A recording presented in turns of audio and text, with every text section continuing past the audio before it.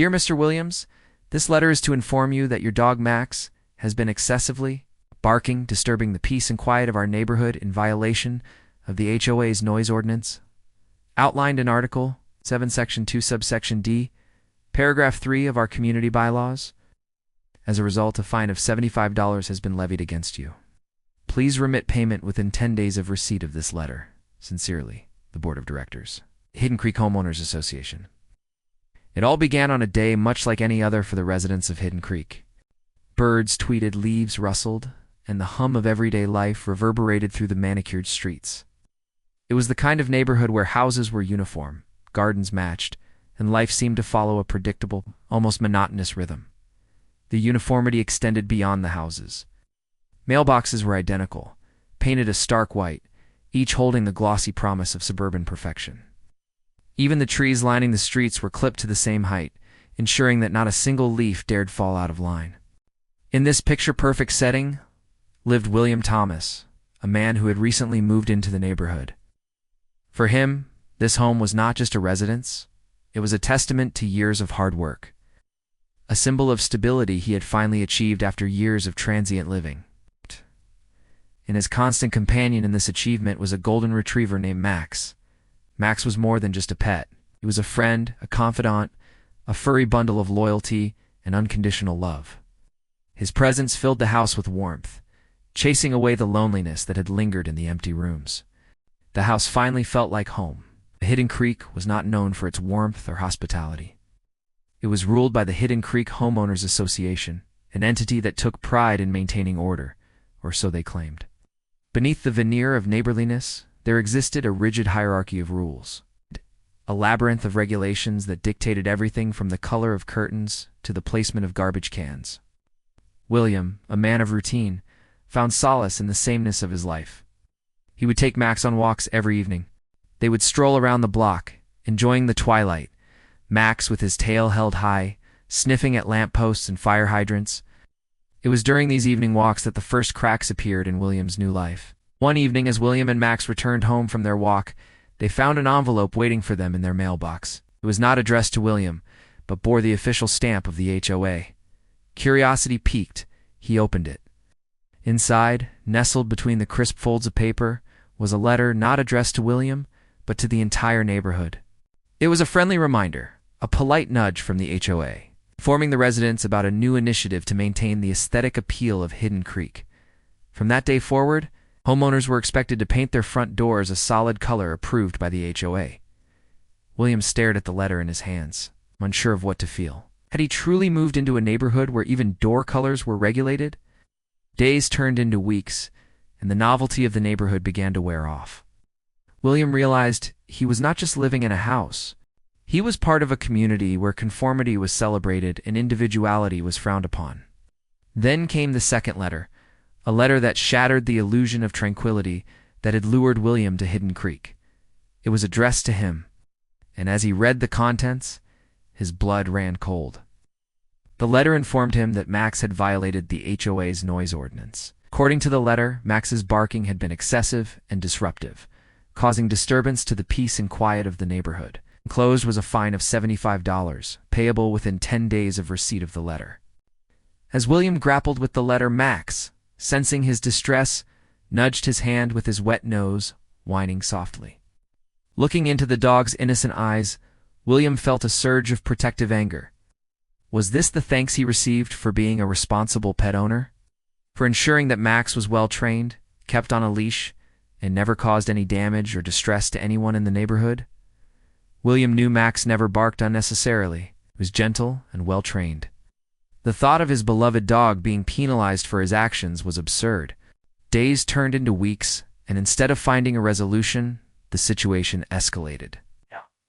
New letters arrived each week, each carrying a higher fine than the last. The language was sharp, leaving no room for negotiation. The HOA insisted that repeated disturbances had been documented, and William was now under review for habitual violation of community standards. At the rate things were going, he feared that soon he would be spending more money on fines than on food for his dog. But the real shock came when William tried to speak to his neighbors about the issue. To his surprise, they were mostly unsympathetic.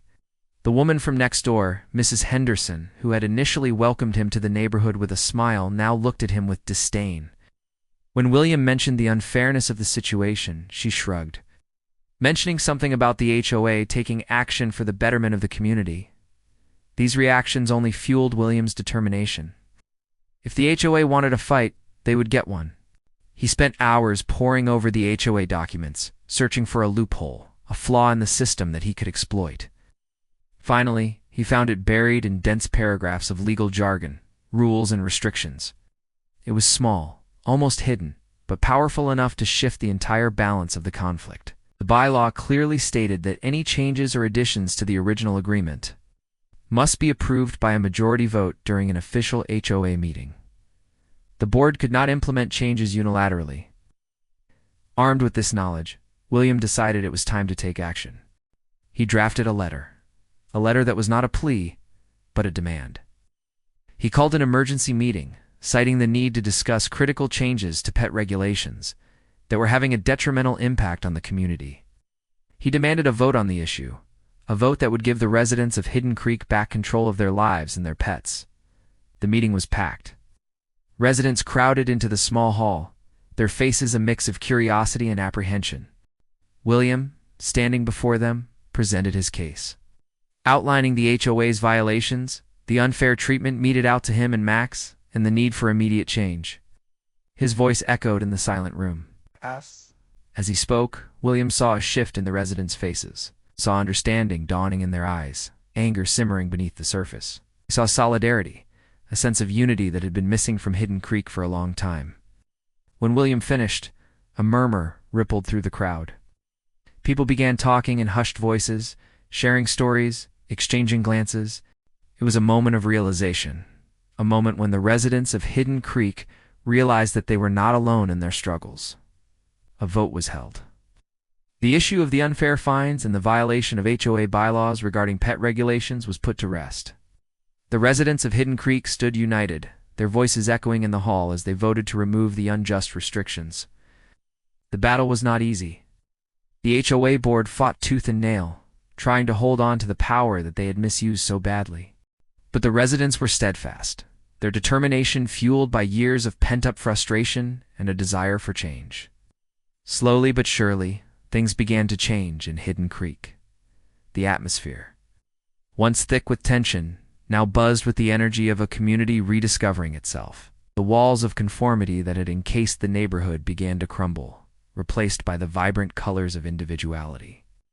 Front doors, once a sea of monotonous white, now flaunted shades of sunshine yellow, sky blue, and even a playful shade of pink.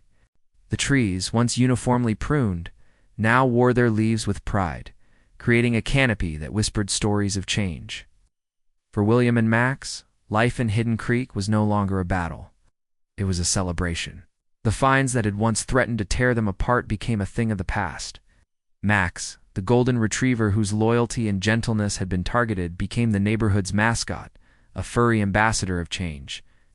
The children once told to stay away from him now played with Max in the streets, their laughter echoing in the warm summer evenings. And as for William, he learned that sometimes the quietest protests can be the loudest. Hidden Creek, once a symbol of suffocating conformity, had become a testament to the power of unity, proving that even in the most regimented of neighborhoods, change like a weed can find a way to bloom.